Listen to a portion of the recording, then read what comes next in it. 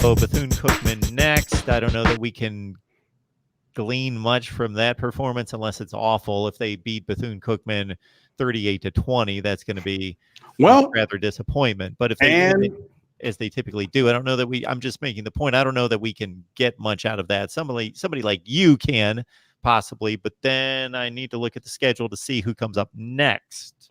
Central Michigan. Okay. But in 2017, Miami only beat Bethune 41-13. And 2017, that was not a good game. That game was close into the fourth quarter. Played starters a long time. Manny Diaz even cited it. He said, look, that was probably one of the worst defensive performances that we've had in his time here, because that was their first year, Diaz and Richt, on the coaching staff. So, I think that Bethune-Cookman they're a decent little squad. They do have some guys who transferred from FBS schools and whatnot. They're one of the better, HBCUs, FCS kind of teams. But you cannot really – we're going to win, clearly.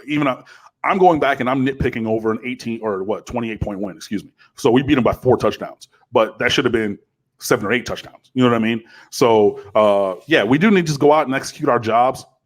Get those guys on the ground on defense, really find some explosive plays on offense, and really, start to spin things forward. So really, you shouldn't have to dig too deep into the playbook, really work on the foundation, on your staples and things. And then you have Central Michigan coming in the week after that with the shark lover Jim McElwain now as their head coach up there, and a bunch of guys from South Florida, including Daniel Richardson, quarterback, he transferred. He went to Booker T and ended up at Carroll City. But he's like a 5'10" quarterback who's up there in Central Michigan. Brian Edwards, who I know from my time at Miramar, and he was at Florida. He transferred up there to Mount Pleasant in Central Michigan, which is like square in the middle of the state. Like it's in the middle. It's right there. But he lost his case for immediate eligibility, so he won't play, Brian Edwards. But there's a lot of guys from South Florida here on that roster, so that should be easy. Get back to 2-2 before a bye week, before you really get into the teeth of the ACC schedule. But really still just gotta iron out the kinks and everything, and you want to see increasing performance. You want it to be that parabola or that graph that's increasing at an increasing rate. So it goes like this, and then all of a sudden, it takes off like a rocket. I cited what was that, Algebra 2 there? You're welcome. But you want to see those kind of things happen. So again, it should be easy. The next 2 weeks, you should be able to extend the rotations, get some guys who have gotten limited snaps or no snaps into the game, and just move forward. Did you happen to catch the Central Michigan performance? Of course, you didn't watch the game, but did you see the final score against Wisconsin last week? Oh, yeah. Wisconsin just scored again. Was it like 93-0 or something like that? 61. Yeah. 61. Yeah.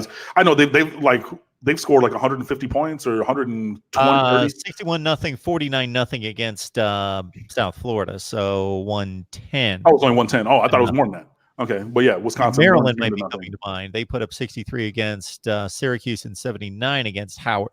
I saw the nugget on Maryland is that they've scored the 3rd most points in history through 2 games during the Poll era, 1936. Wow, that's a lot. That's a lot. Yeah, that is a lot. Virginia Tech after that back into ACC play, and you got to think that would be close to a must-win. Not necessarily a must-win. 6-2 should win the division, but it could. But honestly, at this point, again, I did predict 10-2 with losing to Florida and a game we shouldn't lose. Along the way, if we run 10 in a row, then I'm 100% right again. But I think that really, Virginia Tech, they're going to be tough, but I think we should win that one. That Virginia game on October 11th, that really comes down to be the Coastal Division Championship game pretty early in the season. So, just got to really, really hunker down and get back to basics because, you can't have any more. I don't want to hear any more close losses or anything. Again, 9-3 to me is still not good enough, especially with the schedule, man. I think we really need 10 wins, honestly, and especially to get the momentum in recruiting, especially with the guys that we're going after, man. You got to really push for it. So I know that, some of the players and coaches are talking about, I support this team. I'm here for this team. I'm here for this team. I'm so here for this team that I think that a game with almost a 70% win percentage post-game, we should have won, which is, it was 69. Nice. At North Carolina. So we should have won that game 7 times out of 10. But we found one of the three, and we put together that special concoction to find a loss. You can't have that anymore. So the training wheels, Manny Diaz, they're off. That whole awesome, welcome back, that new energy, the new Miami. First of all, I don't want to hear anything about the new Miami because this is the same as about the old Miami, finding ways to lose games that you should have otherwise won. Look, we got to start. We got to start now. Period.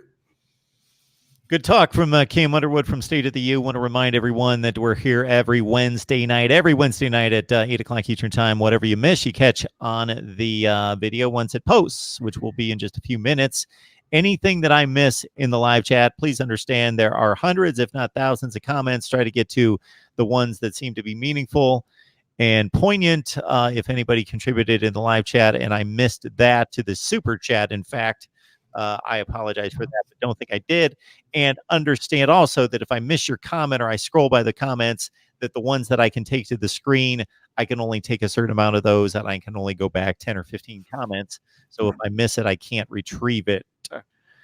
All right, we will analyze the Bethune-Cookman performance, look ahead to Central Michigan. More than that, just basically the status of Miami football, how the team looks, and what's going to possibly be the push towards the Virginia Tech stretch. That's pretty important right there. All that is we know where we will reconvene next week. So again, appreciate you guys watching. On all social media, we're at The State of the U. That's Instagram, Twitter, and Facebook. The website is stateoftheu.com. My personal Twitter is at Underwood Sports. Follow us there. We have a bunch of stuff going up every day. Even when we lose, we're there because we're Hurricanes through and through. See you next time. Peace. Don't kill me, please. I'm just a vibe. Before we head off, it is not my intent to miss anybody's super chat contribution. I scrolled all over the place. I couldn't find it. So Uncle Lou, we appreciate you. You know that. So unfortunately, I was not able to catch up with that. Still can't find it. So again, I only got a block of about this much. And if I miss it, I can't go back. Miami, 8 o'clock Eastern time. Bring your friends in. We've got to raise these views totals. Let's do that starting next week right here at Mark Rogers TV, the voice of college football. Cam, you have a great weekend. Enjoy the game.